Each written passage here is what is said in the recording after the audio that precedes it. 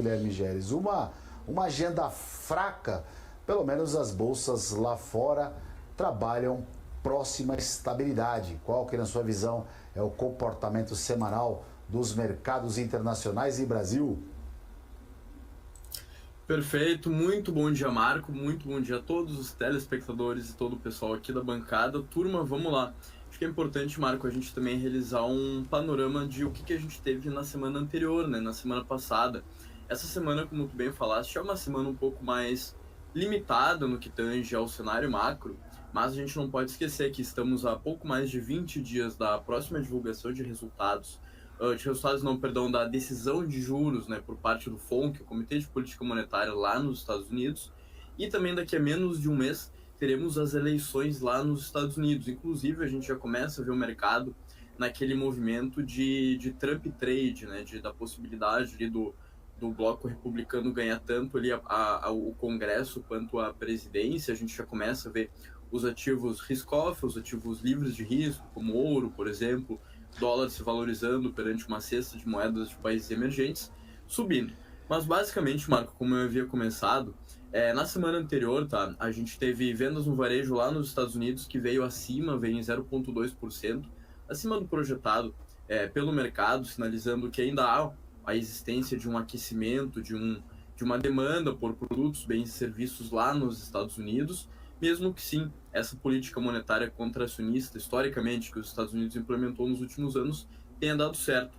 Quando nós olhamos para a produção industrial do mês de setembro lá nos Estados Unidos, dado que também foi divulgado na semana passada, nós tivemos um desaquecimento, a projeção era de um crescimento de 0,1%, tivemos um decréscimo de 0,3%.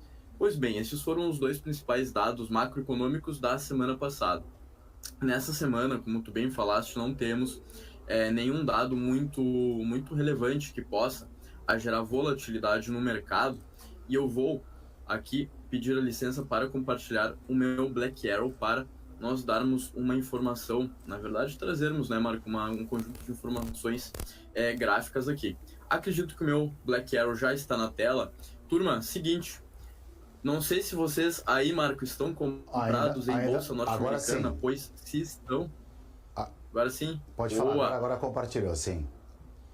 Excelente, excelente. Pessoal, o mercado norte-americano em topo histórico, como a gente falou na semana passada, topo histórico para o S&P 500, e diferentemente daquele movimento que nós estávamos vendo no ano passado e no começo desse ano, onde as 7 magníficas estavam carregando o índice, agora nós estamos tendo uma alta saudável, com mais de 70% das empresas do S&P 500 performando acima do próprio índice no ano de 2024. Isso por conta da característica do índice de ser ponderado por market cap e pelo fato de que a grande maioria, agora sim nominalmente, das quase 500 empresas do S&P 500 está performando acima do índice.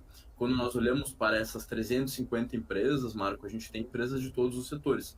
Isso demonstra que o mercado norte-americano está indo muito bem, está performando muito bem. Vejam só o gráfico diário aqui do S&P 500 se aproximando da casa dos 6 mil pontos. Quando nós viemos para o gráfico semanal, a gente consegue ver que pelo gráfico semanal o índice ele vem se sustentando diversas vezes aqui na média móvel de 21 períodos. Inclusive podemos aqui, Marco, com a ferramenta projeção de Fibonacci, traçar de um fundo até um topo, por exemplo, e projetar aqui níveis que podemos, aí para quem opera diariamente, para quem carrega posições mais longas, ter como preços-alvo, por exemplo, para o S&P 500. Pois bem, esse é o S&P 500, o maior índice do mundo que está em topo histórico.